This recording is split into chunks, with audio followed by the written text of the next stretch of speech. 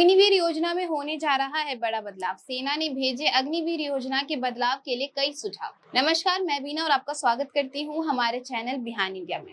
भारतीय सेना ने अग्निपथ योजना की प्रभावशीलता बढ़ाने और उभरती चिंताओं को दूर करने के लिए कई महत्वपूर्ण संशोधनों का प्रस्ताव दिया है।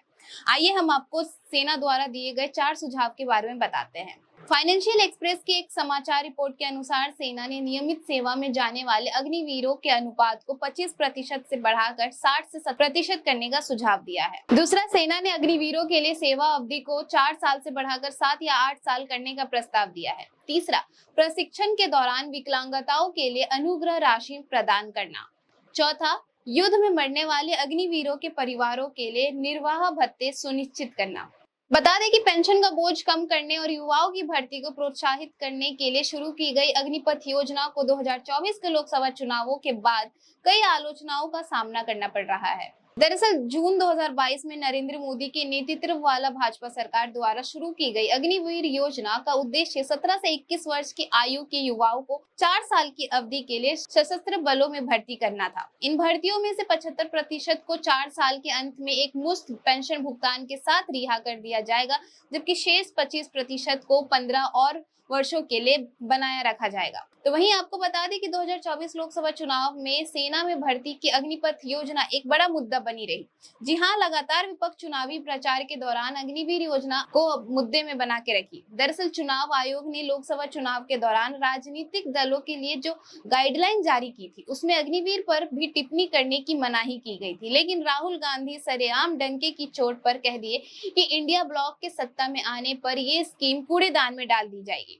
और लगातार 2024 के लोकसभा चुनाव में कांग्रेस के नेता राहुल गांधी और बिहार के पूर्व उप मुख्यमंत्री तेजस्वी यादव अपने चुनावी रैली में अग्निवीर योजना का जमकर विरोध किए। राहुल गांधी ने अपने भारत जोड़ो न्याय यात्रा के दौरान कई लड़कों से बात किए जिन्होंने अग्निवीर में जाने का एक सपना सजाया था। आइए हम आपको भारत जोड़ो न्याय यात्रा के दौरान का कुछ क्लिप्स दिखाते हैं, जिसमें राहुल गांधी ने अग्निवीर में जाने वाले लोगों से बात की।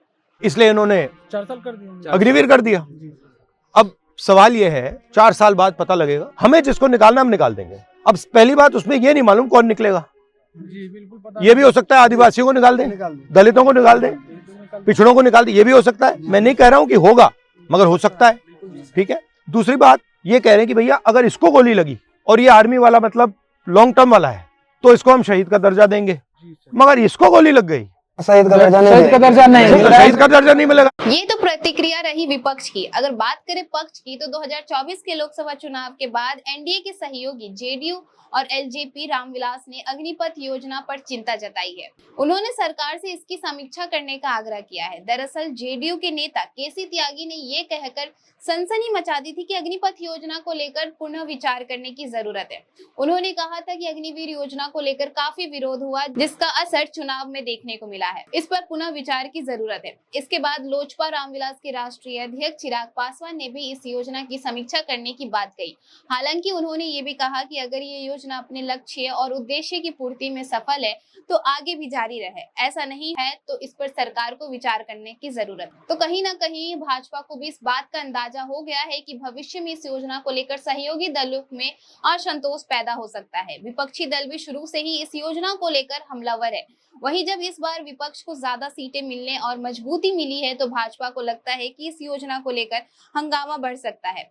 भाजपा इसे लेकर पूरी तरह से चौकस हो चुकी है। उम्मीद जताई जा रही है कि आने वाले विधानसभा चुनावों को देखते हुए सरकार अग्निवीर योजना में कुछ संशोधन कर सकती है। हालांकि भाजपा सरकार 2024 लोकसभा चुनावों के दौरान पहले ही संकेत दे चुकी है कि भर्ती प्रक्रिया में बदलाव के लिए उनके पास विकल्प खुले हैं। अब देखना यहाँ ये है कि प्रधानमंत्री नरेंद्र मोदी की तीसरी सरकार में भारतीय सेना दिए गए सुझाव पर क्या एक्शन लेती है। फिलहाल के लिए इस खबर में इतना ही। ऐसे ही तमाम खबरों के लिए देखते रहिए बिहान इंडिया। अगर आपको हमारा वीडियो पसंद आया हो तो बिहान इंडिया के चैनल को लाइक कीजिए, सब्सक्राइब कीजिए और अपने परिवार और अपने दोस्तों के साथ शेयर करना ना भूलें। साथ ही हमारा बेल आइकन भी जरूर दबाएं और हमारा चैनल ट्विटर, फेसबुक और यूट्यूब पे है, तो तीनों जगह अपना सपोर्ट जरूर दिखाएं।